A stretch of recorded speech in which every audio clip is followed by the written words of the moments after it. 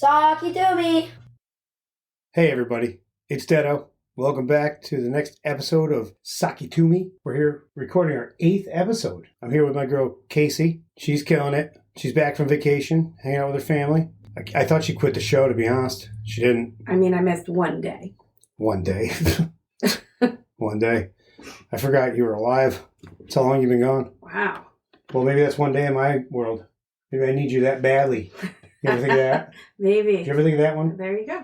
Yeah, what'd you do the last couple of days? I haven't seen you. I haven't talked to you. No, not at all, right? No. I mean, what did we do? Sports for the kids and snowed. Yeah, it was awful weather here. Yeah, it's cold and still really cold and icy, and that was really my last few days.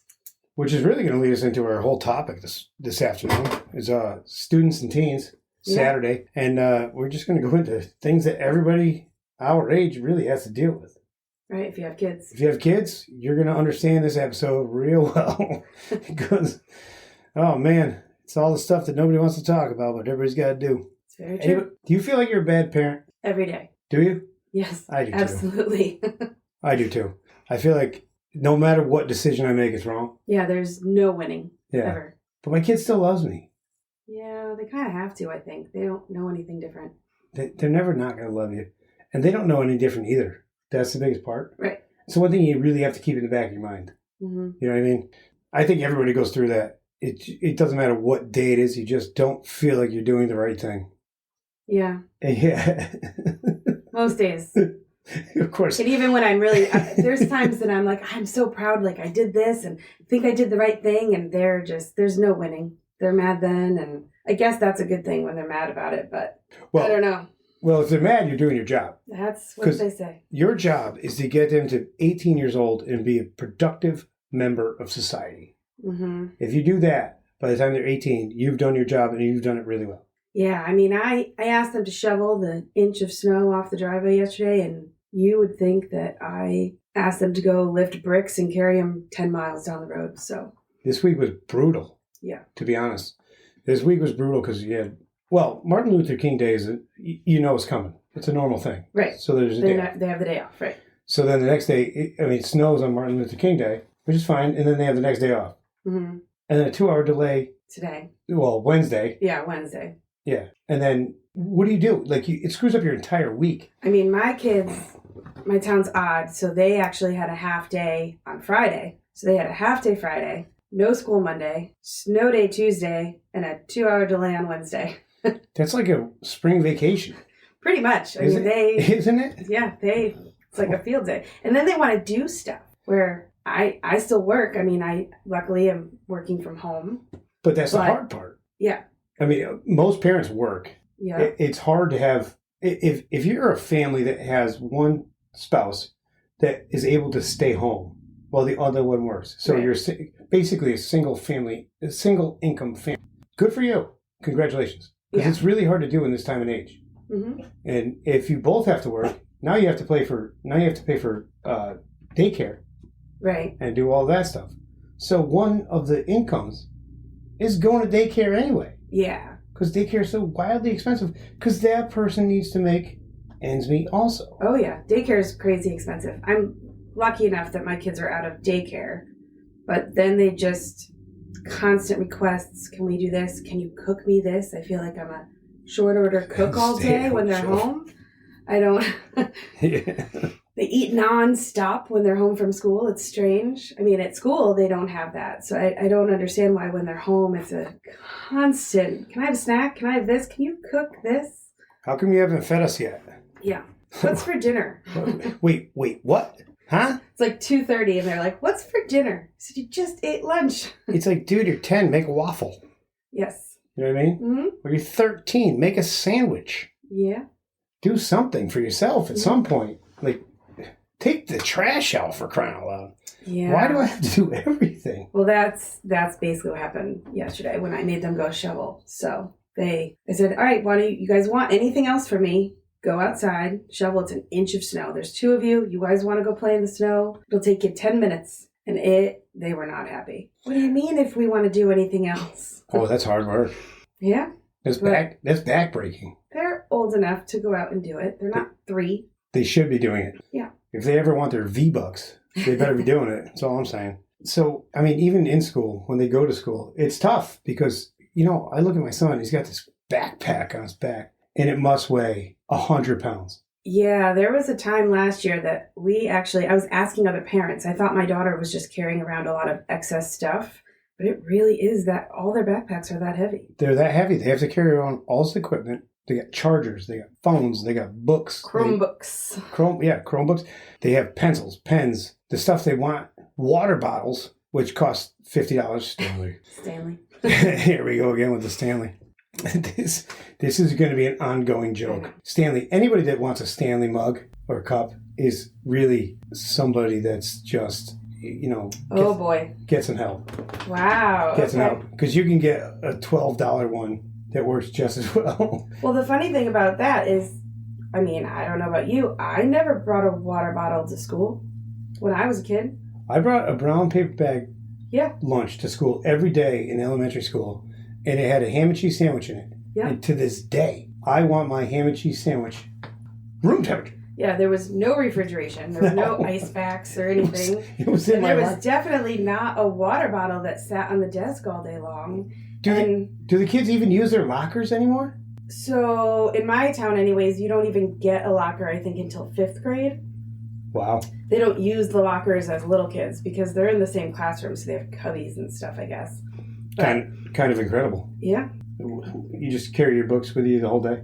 Well, in elementary school, they don't really go anywhere. So, I think in our town, they start switching classes in 5th grade. But my daughter does have a locker, but she said she doesn't put stuff in it because then they lose time getting to and from class. So, and really, let's be honest, her entire goal at school is to socialize as much as possible. So I think that she would prioritize that over putting stuff in a locker any day. You think it's harder or easier today to be in school? Harder or easier for the kids to be in school? If you were in school today, would it be harder than it was when you were actually in school, or would it be easier? I would say, probably harder. Half their stuff's on a computer, half the stuff's not. I know that was a big adjustment for a little bit. I'll tell you what, during COVID, my answer to every question they asked, Google it. Yeah. Google it. That's the thing. You do have Google, and they have calculators on everything, but at the same time, they're not supposed to be using that stuff, so... Oh, I'm sorry. You put all these things in front of people, and you expect them to not use it? You can really just go, flaunt yourself. Yeah. I don't know. But, so I don't know. I'm sure there's things that were harder for us, too. So, I don't know. It's hard to know, really. We're not in school right now to know. I know the social media makes things way different. I am very happy there was no social media when I was a kid. And Hold on. We're going to take this right now. Hello. Hello? Hey, what's going on? Hi, this is Carol Anderson of the Women's Cancer Coalition. Hey, you're being recorded real quick. Everyone in the community, because sadly, over 100 women die every day from this deadly disease. Okay, goodbye. See? Why did they hang up? That was weird. Because I told them they were being recorded. It sounded like a recording. It was a recording. It's always the same thing. Oh. For a different thing. And that's why I said, every time they call during a show, I'm going to put them on. I don't care. Okay. Sorry about that, everybody. I know it's an interruption, but every time somebody calls me with one of those stupid robocalls, I'm going to put them on the air. I'm going to leave them on there as long as I can so I waste their time. Because let's face it, that's annoying. That really blows my hair back. Oh, boy. I can't take it. I can't. It's like the lotto. Don't get me started. The lotto's coming out next episode. Oh, man. But, so now, making the segue from that phone call, which I was hoping was going to happen. I know. You were very excited to take the calls, but they didn't really interact either, so that makes it a little less fun. I was hoping for more of an interaction. Well, maybe I'll learn how to do it. I'll learn how to take it on the air. I'll learn how to do it. And I have to tell them that I'm recording them, though. You do. Because that's illegal. Like a legal thing. It's illegal. It's illegal if I don't tell them. Right. I did, and then as soon as I told her, she hung up. But they don't like that. They don't. They hate it. But let's get into this. So now, I think it's easier being in school today. Really? Yes. Okay. I think it's easier because you have more technology, more advancements. The kids don't know it. No. Because they're just dealing with what they know. I can see it because I went through the whole school life, going through all that. And now I watch my son go through it. I'm like, this is way easier. But it's almost harder being a parent at this point. Probably true. Do you know what I mean? Because Yeah. there's so many more technological advances Mhm. that you have no idea what's going on. It's like was it Parent Square, Power School. Power School, and Parent Square is another one. We don't have Parent Square. I'm sure the ones I'm saying Right. don't exist in every. Right. No, each district has their own. Yeah. That they use. Every school has Yeah. their own thing to use. But you could just sit on the couch and not do anything. Mhm. You could talk to your teachers as a Zoom call. Oh yeah, I did conferences this year like that. It's so easy. It's easier for parents to just be lazy. I mean, I don't know that makes us lazy. I do. I think it You makes think us that lazy. makes us lazy? Yeah, absolutely. It makes me lazy. I still did the conference. I can look at my son's scores and be like, dude, you have a 64. There goes your PlayStation. Yeah, I think there's also some downsides to that too, because the constant. I mean, I actually turned off notifications because it was constantly updating, and things can drop for one thing and then go back up by the end of the day. And now I've freaked out on my kid because they're failing something, and really the next morning it's corrected. So you can see both sides. And some teachers put stuff in right away. Some teachers don't put stuff in right away. If you ask my daughter, it's never her fault. It's always that it's just not been recorded yet. So.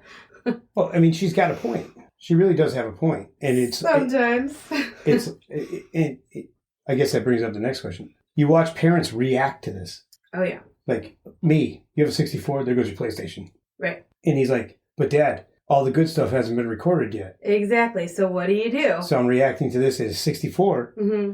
But yet you have to take some control. I guess you should really basically wait for the finish line, which would be the report card. Right.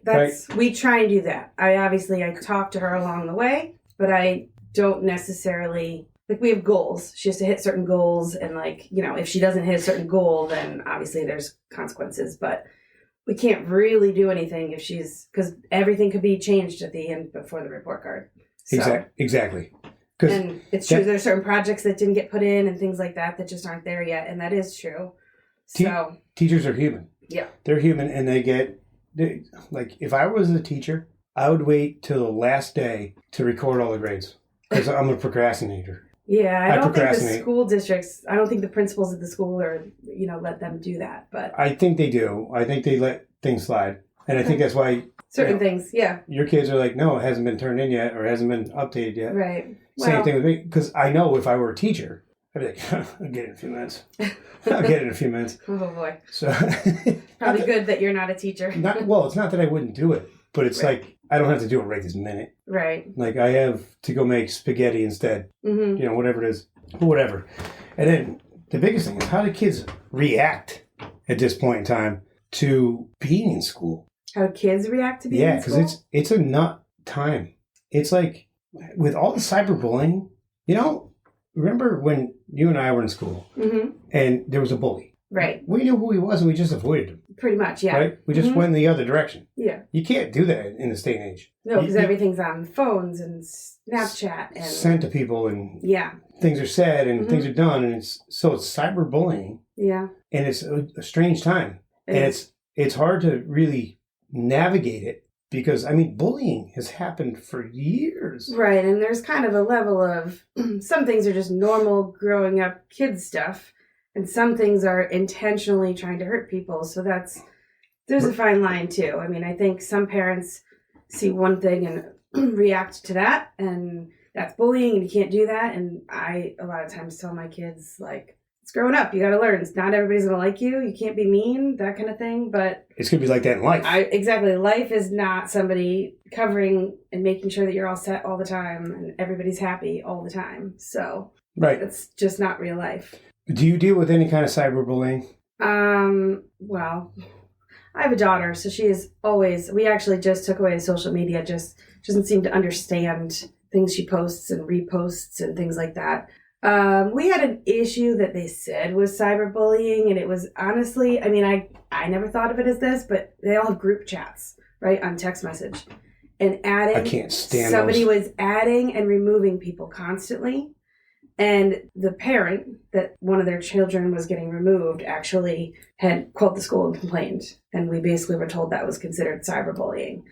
I don't know. I mean, and listen, my daughter's far from... Where does cyber start and end? I don't know. But it's electronic, so I guess that's where they go with it. But is that they what say it it's is? a form of bullying, so I don't know. Because a text message, it's like a phone call.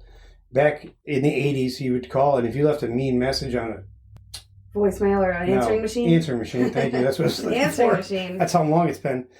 If you left a mean message, like, you know who it was. Yeah. And you didn't do it. Right. But now that you can just send a text message, you still know who it is, but you can get away with it. But is that the same thing? I mean, Would it have been cyberbullying if I called my friend and said, "You're a jerk, I hate what you did to me," and left it on the answering machine? I mean...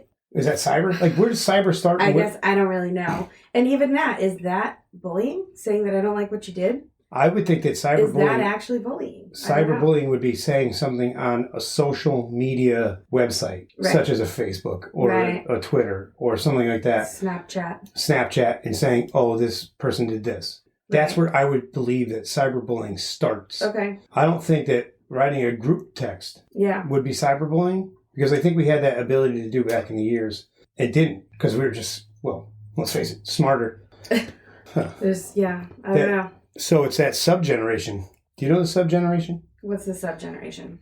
It's a generation from 1977 to 1983. It's a 6-year period. Okay. It's the greatest point in time in life. Like, I don't mean that in like everything was great, but we were the last ones to drink from the hoses, ride our bikes, the first ones with Nintendo, first one with phones, first ones to figure it out. Okay. We are the only portion of time where we had both the Okay. old school and the new school. Can you So- imagine telling your kid to drink out of a hose right now?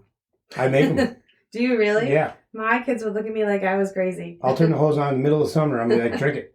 You thirsty? Have That's some. pretty funny. Let's go mow the lawn. I mean, You know, all these ACL and knee injuries that Yeah. you see football players and athletes and all these people Oh, have, yeah. it's because they don't ride bikes.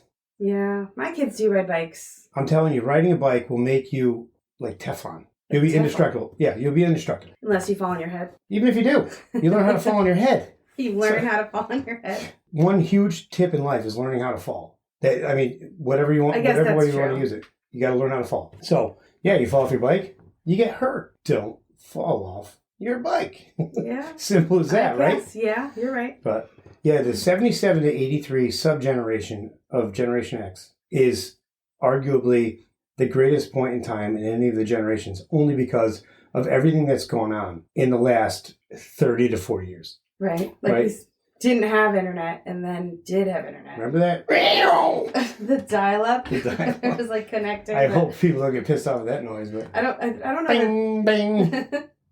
The AOL internet. The AOL. You had to wait for like 7 minutes to I know, fly and it on. was, you never knew if it was going to connect. It was like this You had to so keep doing it. weird. I don't know what that even was happening there. But yeah, you had to actually go connect to the internet. And now it's just everywhere you go. Right. And we were the first ones to figure out how to navigate technology. Yeah. The Nokia phones with that snake game. Oh, yeah. I forgot about that game. Those things were like bricks. I wish they came back with those phones, honestly. I don't need a phone to get me all over the internet. I need a phone to just call people. That's what a phone is for. I wish you could still get those. Like, Me too. You know why you can't? because why? I don't. No cameras. Oh, that's why? Cameras are the eyeballs. Okay. There you go. Why do you think Siri pops up in your pocket all the time? Yeah. I didn't understand what you I said. think I have Siri turned off on my phone, to be honest. You probably should. But anyway, that being said, we're cruising along here. Holy cow. Are we? Yeah. So, I mean, after all is said and done, my grandparents used to say to my parents, "I can't imagine raising kids in this world. We used to have to go uphill in both directions yeah. in the snow to school." All right, Pop, that's wrong. But, Never happened. and then my parents are saying to me, "I can't believe you guys are raising children in this world." Right. And I keep saying to them, I was like, "Mom, Dad, listen, they don't know. Right. This is all they know. Like, your parents said the same thing to you as you were raising me. Mm-hmm. So it's happening over again. Right. They don't know. It's my job to navigate it. I can understand where you're coming from, but thankfully, in that 77 to 83 kind of era, We got it. we got it. we have what it takes And you know what? I'm telling you, we're like tanks. We are like tanks. Anybody born in that era is like a tank. And they'll go through it and they'll figure it out and they're going to be good at it because they were built for it. They were absolutely built for it. We were like, I don't know, crash test dummies, I guess. I mean, maybe. They're just like, try this. See what happens. Funny. It's like the first Nintendo controller. I've Oh, said this for years. Mm-hmm. This is my theory. The Nintendo controller has shaped the rest of life after that. That original NES system, the controller was bulletproof. Indestructible. Indestructible. Yeah. You couldn't kill it. Break it, you jump on it and throw it and do whatever, and it didn't break. And the people that invented it never really took that into account. Yeah, because now you don't ever have to buy a new controller. So now... You never did, but now whatever system you have... Now these things break all the time. God forbid you drop it, and they're $90. Oh, yeah. It's like, holy cats! And the kids want 47 of them. Right, because you need multiple with different features and the buttons in the front and the buttons in the back and... You don't understand. Yeah, we understand nothing. I need a keyboard and a mouse and a controller. Like, what the hell are you doing down here? What's going on in your game room? Holy cow. I mean, Fortnite is life, clearly. Yeah. And so we're coming up on the end, but the one last thing I wanted to just touch on quick is how important teachers are. Anytime we talk about students and teens, I want to make sure that we give a shout out to all the teachers because they are important. They're more important than we even believe. Oh, yeah. They are more important than we'll ever understand, and we need to have more respect for them. You can't go in there. They're not going to fix your kid. Sorry. No. But they're going to do the best they can for them. And remember that instead. Do you know what I mean? Right. Doesn't matter who it is. Yeah. I mean, I can't teach my kid math. No. And, if your kid has a problem, the teachers aren't necessarily going to fix your child. No. But they're going to care for them just as much as you would. So always treat your teachers with respect. Absolutely. And that's what I tell my kids. Like, the teacher's always right. You're wrong. Sorry. I know. They don't like that, but it's true. They don't.